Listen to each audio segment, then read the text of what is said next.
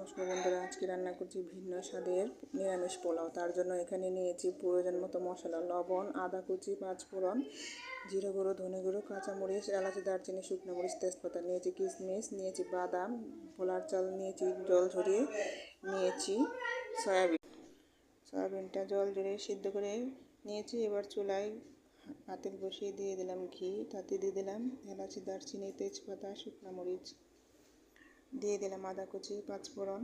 এবার ভালো করে ভেজে বাদামগুলি দিয়ে দেবো। বাদামগুলি ভেজে দিয়ে দিব সিদ্ধ করা সয়াবিনটা, তাতে অল্প একটু লবণ, অল্প একটু জিরে গুঁড়ো, ধনে গুঁড়ো দিয়ে ভেজে নেব।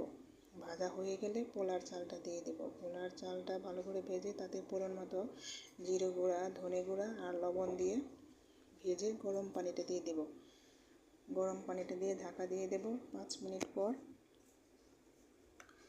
কাঁচামরিচ আর কিশমিশটা দিয়ে দেবো।